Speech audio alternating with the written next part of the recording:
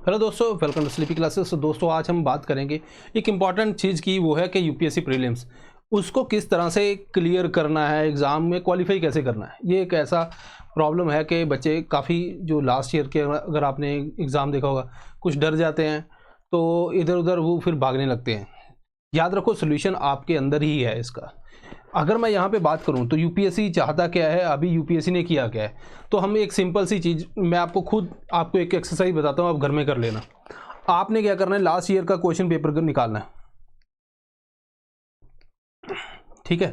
Question paper निकालना है, उसके अंदर जो भी आप उसके अंदर जो भी है वो जो प्री के क्वेश्चन है जीएस के, तो आपने क्या करना है, उसको एक साइड पे रखना है। ये आपका जैसे जीएस का पेपर हो गया, यहाँ पे अपने नोट्स रखने हैं, जहाँ से आपने पढ़ा होगा, जहाँ आप ही पढ़ रहे होंगे, है ना, कोई मैटर नहीं करता। अब यहाँ पे देखोगे तो इसको सॉल्व करने की कोशिश करनी है।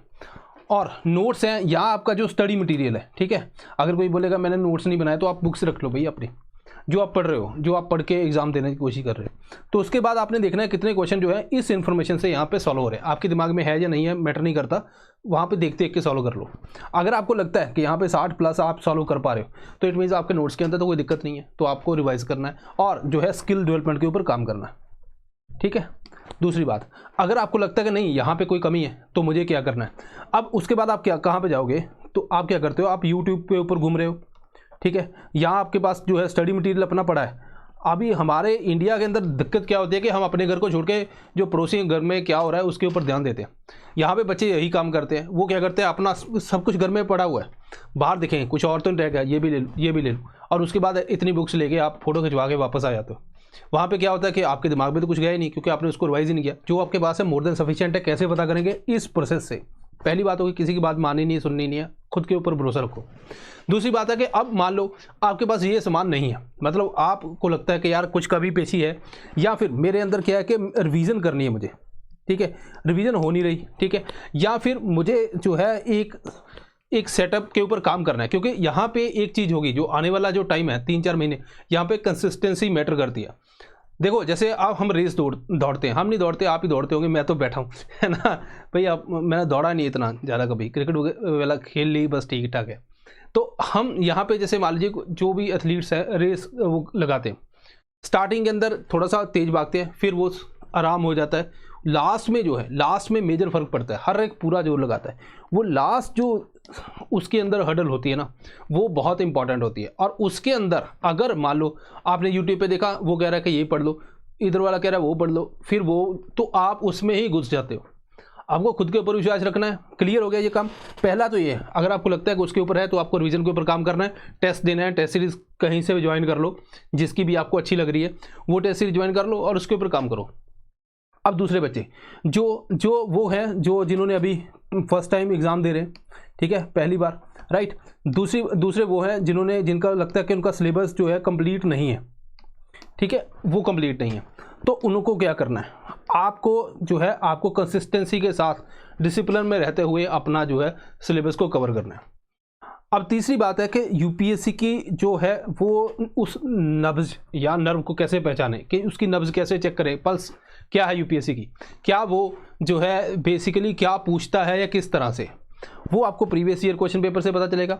या फिर जैसे मैं आपको बताता हूँ यहाँ पे, अगर आपको, ये मेरा एक्सपीरियंस है और बच्चों के साथ बात करता रहता हूँ और मैं देखता हूँ कि उनके मन में क्या है या किस तरह से वो काम करते हैं। जैसे अभी हम देखें साइंस एंड टेक की जो लास्ट बार जो हमने पढ़ा था, कुछ एग्जाम्पल मैं दे रहा हूँ, ये यूट्यूब पे भी है जो चीज़ें पढ़ी हुई, ये वॉल्वेचिया वाला मेथड, देन यूरेनियम इनरिचमेंट, ये इवन यूट्यूब पे भी है, इधर भी है, ठीक है। यहाँ पे फास्ट रेडियो जो है, सफ़ेद क्या है, नेबुला पल्सर, राइट, बैलिस्टिक, और ये फ्यूल सेल है ना, हाइड्रोजन, ये तो अभी उसके ऊपर भी आया था।